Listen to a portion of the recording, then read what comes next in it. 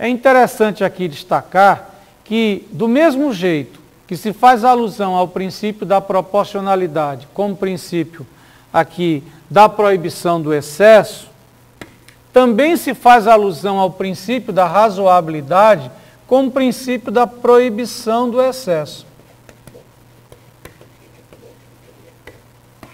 Mas fique tranquilo, numa prova, por exemplo, se tivermos uma questão que diga assim, administração, observe a lousa, a administração é proibido exigir mais formalidades do que as necessárias num procedimento.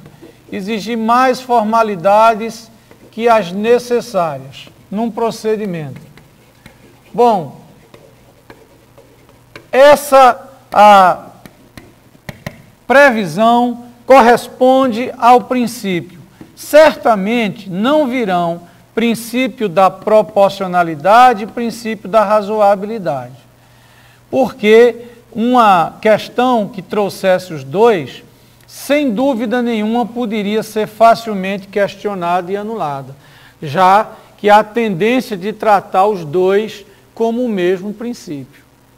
Então, é importante saber desse detalhe. Embora a gente tenha feito a exposição separadamente, os dois princípios são normalmente tratados como sendo o mesmo princípio. Embora, é claro, haja autores que pensem diferentemente. Aqui vale ainda advertir, meu amigo. Se você numa prova encontrar a afirmação, por exemplo, o princípio da razoabilidade, ou o princípio da proporcionalidade, digamos, é uma feição, quer dizer, uma fisionomia. Ou o princípio da proporcionalidade é uma faceta do princípio da razoabilidade. Considere essas expressões como corretas. Uma é de Celso Antônio Bandeira de Mello, é ele que diz que o princípio da proporcionalidade é uma faceta do princípio da razoabilidade. E Maria Silvia Zanella de Pietro diz que o princípio da proporcionalidade é uma feição do princípio da razoabilidade. São dois grandes autores e também paradigmas referenciais para as provas. Tá certo? Então, trate os dois princípios como sendo o mesmo, essa é a orientação que vem sendo mantida, que vem sendo assumida, mas lembre-se que se numa prova vier uma afirmação como proporcionalidade é feição da razoabilidade, ou proporcionalidade é faceta da razoabilidade, considere tais expressões como corretas.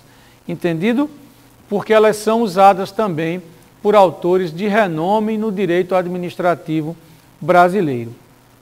Se você encontrar também numa prova a afirmação de que a obrigação de usar meios que promovam os fins pretendidos é a expressão do princípio da... E se estiver razoabilidade, não tenha dúvida, considere razoabilidade como a assertiva correta. Porque aquilo que se diz com respeito à proporcionalidade, pode-se dizer com respeito à razoabilidade, para aqueles que identificam os dois princípios, e é essa a orientação que vem prevalecendo nas provas de concurso. Tá certo? Agora vamos à lousa e vamos considerar o princípio da motivação.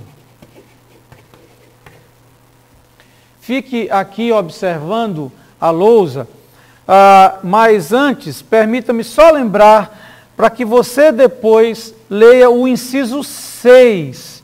Eu vou até colocá-lo aqui, o inciso 6, daquele mesmo artigo 2º, parágrafo único da Lei do Processo Administrativo. Ele fala exatamente da adequação entre meios e fins, vedada a imposição de obrigações, restrições e sanções em medida superior àquelas estritamente necessárias ao atendimento do interesse público. Esse inciso 6 do parágrafo único do artigo 2º da Lei do Processo Administrativo Federal é expressão do princípio da razoabilidade ou da proporcionalidade. Inclusive já apareceu em prova. E a resposta correta foi considerada a seguinte, a de que ele correspondia ao princípio da razoabilidade. Mas não havia uma outra alternativa que fosse proporcionalidade, certo? Seria ou uma coisa ou outra, entendido? Voltemos à motivação. Segundo o princípio da motivação, a administração deve justificar seus atos, ou seja, apresentar as razões de fato e de direito para a sua prática. A administração deve, repetindo, justificar seus atos, apresentando as razões de fato e de direito para a sua prática. A motivação é considerado um princípio também da administração, com raízes constitucionais. Por quê? Porque a falta de motivação, sem dúvida, impede o pleno exercício do princípio do contraditório e da ampla defesa, que ninguém discute, são princípios constitucionais, né? O princípio do contraditório e o princípio da ampla defesa, melhor colocando. Então, a motivação é considerado um princípio constitucional. Aqui vale, inclusive, lembrar do que está no artigo 93, inciso 10, e 129, parágrafo 4º da Constituição. Esse parágrafo 4º foi acrescentado pela emenda constitucional 45. A motivação é um princípio implícito. Ninguém está dizendo que não é. É um princípio implícito reconhecido. Mas a própria Constituição diz da importância de motivar as decisões administrativas, ainda quando essas decisões administrativas não sejam do próprio Poder Executivo. A gente sabe que a atividade típica do Executivo é administrar, mas os demais poderes também administram. Por exemplo, o Judiciário tem como atividade típica a jurisdição.